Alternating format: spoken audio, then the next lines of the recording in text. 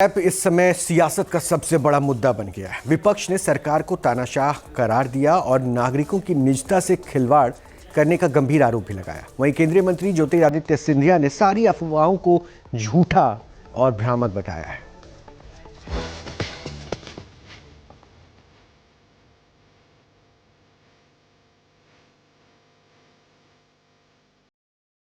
संचार साथी ऐप को लेकर सियासत में जबरदस्त घमासान छिड़ा हुआ है।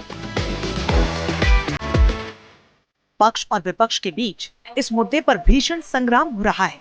सड़क से लेकर संसद तक विवाद गरमाया हुआ है।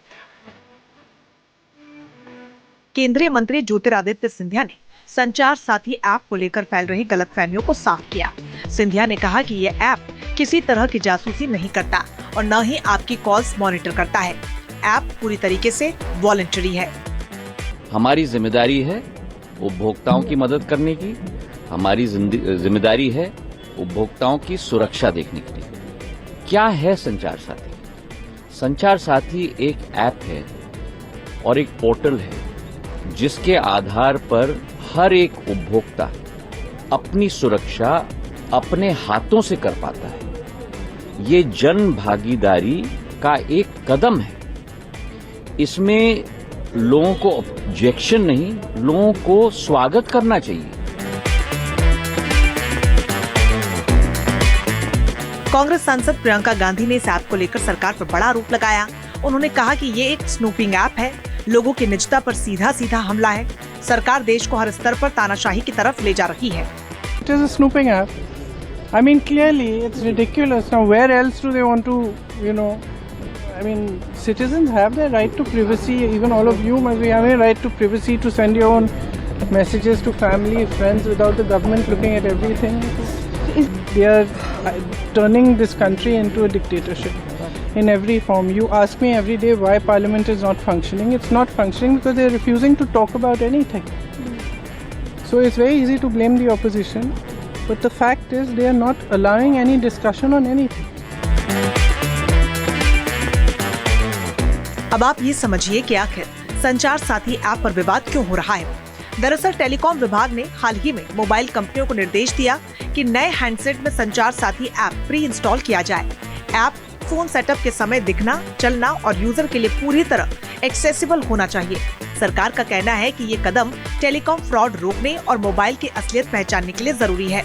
इस वजह से बीजेपी विपक्ष पर हमलावर हो गई है। जो दुष्प्रचार के साथी हैं, वो संचार साथी क्या होता है वो समझ नहीं पाएंगे। Those who are champions of misinformation will never understand what is संचार साथी। इसलिए उन दुष्प्रचार के साथियों को हम तथ्य बताएंगे। हमारे तथ्य बताने के बाद भी वो समझ नहीं पाएंगे, मगर जनता जनार्दन तक तथ्य पहुंचाना ये हमारा काम है। संचार साथी ऐप कितना कारगर है, इसको लेकर हमारी टीम ने एक डेमो भी किया। इसके लिए एक एप्लीकेशन है, वो आप देख लीजिए।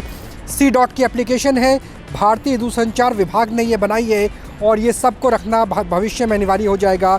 सेंटर फॉर डेवलपमेंट ऑफ टेलीमेट्रिक्स यानी C.dot। इस एप्लीकेशन में जाकर के सबसे पहले आपको अपना अकाउंट बनाना है। जैसे होम पेज में जाइए और यहाँ पे जैसे मैं राहुल डबास लिखा हुआ है, इसके बाद आपको रजिस्ट्रेशन का स्टेटस नज़र आ जाएगा। मेरे फ़ोन में 2 सिम हैं, दोनों स्टेटस नज़र आ जाएंगे।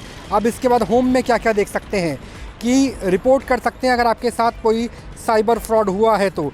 व्हाट्सएप पर हुआ है तो व्हाट्सएप, SMS पे हुआ है, कॉल पे हुआ है, तो सारे साइबर फ्रॉड किस लिहाज से हुए हैं वो पता चल जाएगा। जिस नंबर से हुए हैं उस नंबर को भी यहाँ पर आप मेंशन कर सकते हैं और कैटेगरी को भी मेंशन किया जा सकता है कि इलेक्ट्रिसिटी बिल के नाम पर बहुत ज़्यादा होते हैं, KYC के नाम पर होते हैं, ऑनलाइन जॉब के नाम पर होते हैं, सेक्स के नाम पर होते हैं, कई बार एप्लीकेशंस के नाम पे होता है, TRI और C.dot के नाम पर भी होते हैं। तो जितने तरीके से आपको किया गया वो यहीं पर ही रिपोर्ट किया जा सकता है।